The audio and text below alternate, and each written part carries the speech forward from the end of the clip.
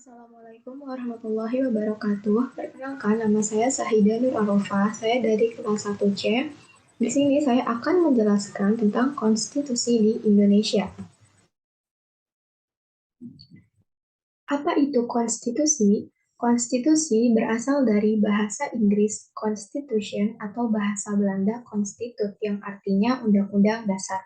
Konstitusi adalah hukum dasar yang dijadikan pegangan dalam penyelenggaraan suatu negara. Konstitusi dapat berupa hukum dasar tertulis yang lazim disebut Undang-Undang Dasar dan dapat pula tidak tertulis. Nah, ini ada jenis konstitusi. Jenis konstitusi berdasarkan sifatnya itu dibagi menjadi dua ya, teman-teman. Yang pertama ada konstitusi tertulis dan yang kedua ada konstitusi tidak tertulis. Konstitusi tertulis adalah sekumpulan aturan pokok dasar suatu negara yang mengatur susunan tata negara dalam bentuk dokumen tertulis. Contohnya adalah Undang-Undang Dasar 1945, Undang-Undang Dasar Republik Indonesia Serikat, UUD 1950, dan UUD 1945 dengan perubahan 4 kali. Yang kedua ada konstitusi tidak tertulis.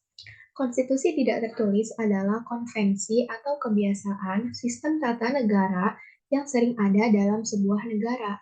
Contohnya adalah musyawarah, terus pidato presiden tentang ketenggaraan, dan adat istiadat. Jadi bentuknya itu tidak tertulis, seperti ucapan atau suatu kegiatan, contohnya yang musyawarah tadi itu.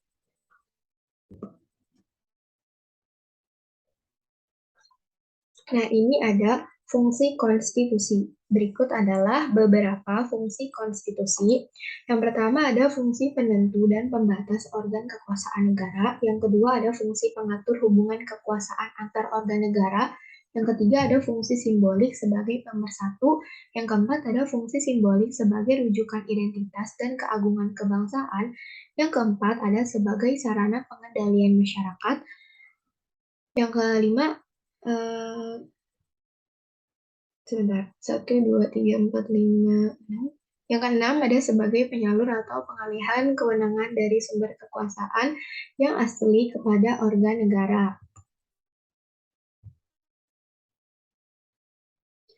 Nah, ini ada karakteristik konstitusi di Indonesia dari sebelum reformasi sampai sesudah reformasi. Dalam sebelum reformasi ada Undang-Undang Dasar 1945 yang disahkan pada tanggal 18 Agustus 1945 atau 1 hari setelah kemerdekaan. Setelah diresmikan ini juga, Undang-Undang Dasar itu masih mendapatkan usulan-usulan dari anggota BPUPKI tentang perbaikan naskah dari Undang-Undang Dasar itu sendiri. Tapi akhirnya dengan aklamasi rancangan UUD itu tetap diresmikan. Setelah resmi disahkan, Undang-Undang Dasar tidak langsung dijadikan referensi dalam pengambilan keputusan kenegaraan. Undang-Undang Dasar 1945 pada masa ini sebetulnya memang dijadikan alat saja untuk sesegera mungkin membentuk negara merdeka Republik Indonesia, yang mana memang harus diganti dengan baru apabila negara merdeka sudah berdiri dan keadaan sudah memungkinkan. Dengan perkataan lain, periode 18 Agustus 1945 sampai 27 Desember 1949, meskipun UUD 1945 secara formal berlaku sebagai konstitusi resmi, tapi nilainya hanya di atas kertas saja. Keadaan demikian berlangsung sampai tahun 1949 ketika dibentuknya Republik Indonesia Serikat. Nah, lanjut. Di tahun 1949 ada Konstitusi Republik Indonesia Serikat. Konstitusi Republik Indonesia Serikat yang disusun pada saat konferensi meja bundar di Den Haag pada pokoknya juga bersifat sebagai undang-undang dasar yang sementara. Disadari bahwa lembaga yang membuat dan menetapkan undang-undang itu tidaklah representatif. Nah, dengan berdirinya negara RIS ini, wilayah RI masih tetap ada di samping negara federal Republik Indonesia Serikat. Dalam wilayah federal berlaku Konstitusi RIS 1945, tetapi dalam wilayah RI sebagai salah satu negara bagian dari Republik Indonesia Serikat tetap berlakunya UUD 1945. Dengan demikian, berlakunya UUD 1945 dalam sejarah awal ketatanegaraan Indonesia baru berakhir bersama dengan berakhirnya masa berlakunya Konstitusi RIS, yaitu tanggal 27 Agustus 1950 ketika Undang-Undang Dasar Sementara 1950 resmi diberlakukan. Nah, lanjut dari Konstitusi RIS yang sifatnya masih sementara dan Undang-Undang Dasar 1945 juga sifatnya masih sementara. Nah, di tahun 1950 juga undang-undang atau konstitusi di Indonesia masih bersifat sementara. Jadi, naskah Undang-Undang Dasar 1950 ini baru diberlakukan secara resmi mulai tanggal 17 Agustus 1950. Meskipun diberlakukan secara resmi, tapi karakternya masih bersifat sementara ya, teman-teman. UUD 1950 ini bersifat mengganti, sehingga isinya tidak hanya mencerminkan perubahan terhadap konstitusi RIS, tetapi mengganti naskah konstitusi RIS dengan naskah baru sama sekali dengan nama Undang-Undang Dasar 1950. Seperti konstitusi RIS, UUD 1950 ini juga masih bersifat sementara.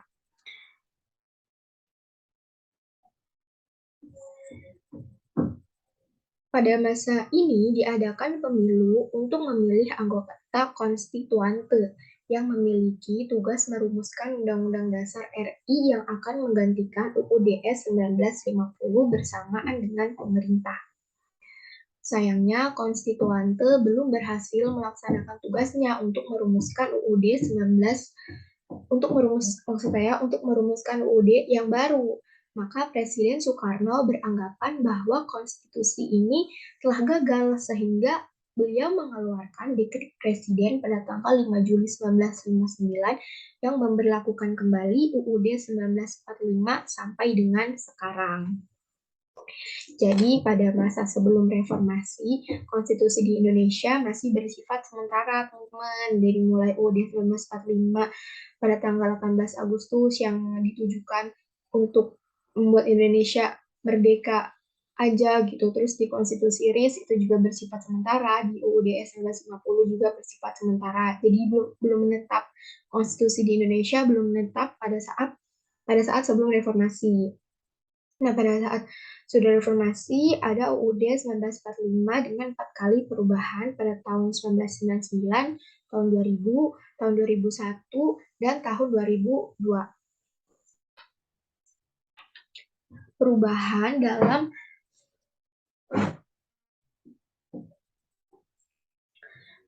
dalam arti pembaruan Undang-Undang Dasar baru terjadi setelah bangsa Indonesia memasuki era reformasi pada 1998. Setelah Presiden Soeharto berhenti dan digantikan oleh Presiden B.J. Habibie. Nah, UUD 1945 pada saat ini mengalami 4 kali perubahan. Dalam 4 kali perubahan ini telah mengalami perubahan besar-besaran dalam Undang-Undang Dasar 1945.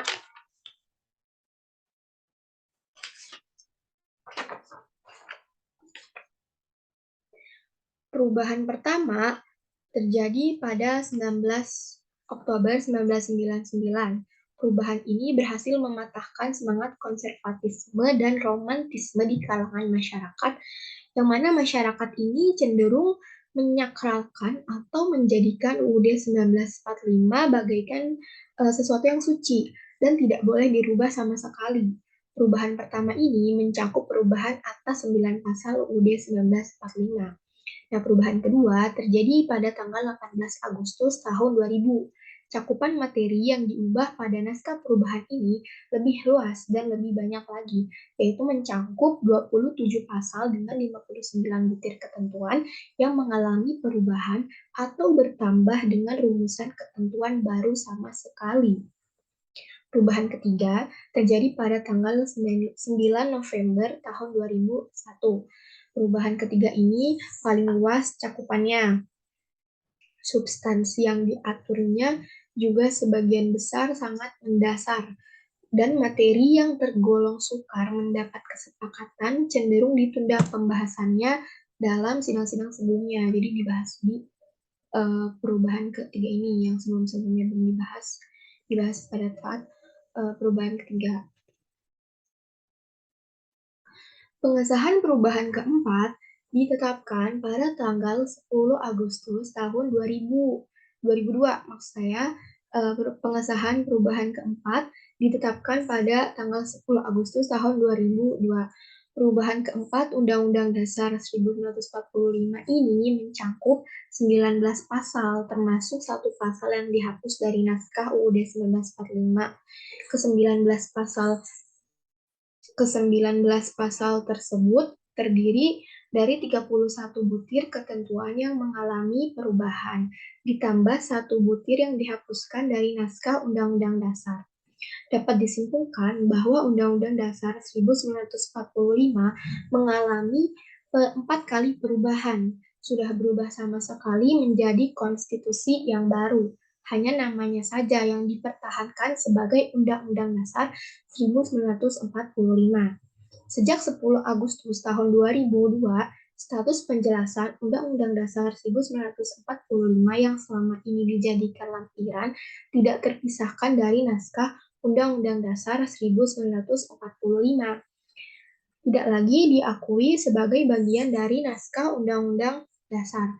Jika isi penjelasan itu dibandingkan dengan isi UUD 1945 setelah 4 kali perubahan, maka satu sama lain sudah tak lagi sesuai karena pokok pikiran yang terkandung di dalam keempat naskah itu sama sekali berbeda dari apa yang tercantum dalam Undang-Undang Dasar 1945 awal yang disahkan pada 18 Agustus.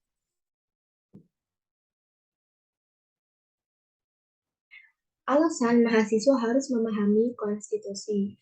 Pemahaman terhadap konstitusi dapat menjadi modal awal bagi mahasiswa dalam memahami, mengkaji, dan menganalisis Undang-Undang Dasar 1945 sebagai konstitusi negara Indonesia. Karena tanpa paham konstitusi terlebih dahulu, mahasiswa juga akan sulit untuk bisa memahami Undang-Undang Dasar 1945 sebagai konstitusi negaranya sendiri, yaitu negara Indonesia. Dan di dalam aktivitas sehari-hari mahasiswa juga, konstitusi ini dibutuhkan, seperti misalnya di dalam berorganisasi. Organisasi tanpa adanya konstitusi maka tidak bisa menjadi organisasi yang utuh dan berdiri tegak. Karena dengan adanya konstitusi di dalam organisasi, ya yang menyusun aturan di dalam organisasi itu gitu. Dengan paham konstitusi, maka mahasiswa bisa membuat suatu aturan atau peraturan di dalam organisasi yang diikutinya itu dengan baik. Terima kasih. Sekian penjelasan dari saya. Kurang lebihnya mohon maaf, kurang lebihnya sangat-sangat mohon maaf jika banyak kekurangan di dalam video ini. Saya berterima kasih kepada Bapak Mubarok Ahmad sebagai dosen pengampu mata kuliah PPKN. Terima kasih. Wassalamualaikum warahmatullahi wabarakatuh.